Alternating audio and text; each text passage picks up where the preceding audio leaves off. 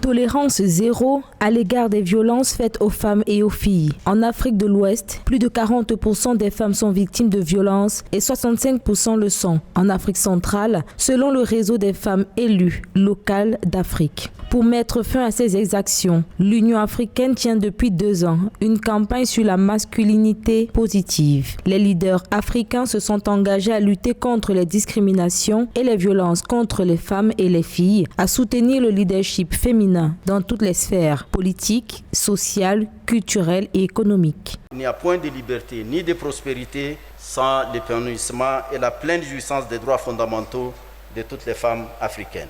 Il nous faut trouver les ressources nécessaires, d'abord morales et psychiques, et travailler pour l'atténuation de ces impacts négatifs dans la vie quotidienne de chaque femme, dans tout foyer. Cela reste la priorité de la Commission de l'Union africaine.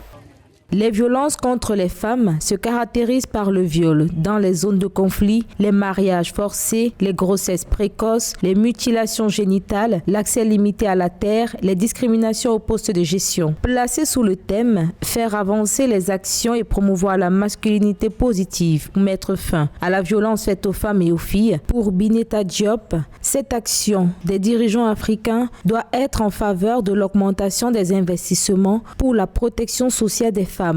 Développer un cadre politique intentionnel ou des directives pour encourager le secteur privé et les entités académiques qui démontrent la représentation et la participation des femmes dans leur entreprise. Institutionnaliser une structure pour un engagement systématique et continu avec les chefs traditionnels. En dépit des décennies d'efforts, la violence contre les femmes et les filles en Afrique demeure la forme la plus répandue de violation des droits de l'homme. Au niveau mondial, des campagnes telles que He4She et des initiatives locales à travers l'Afrique ont exploré des solutions innovantes pour faire des hommes et des garçons de tous les milieux des alliés de l'égalité de genre, de l'autonomisation de la femme. Les violences contre les femmes sont donc légion sur notre continent.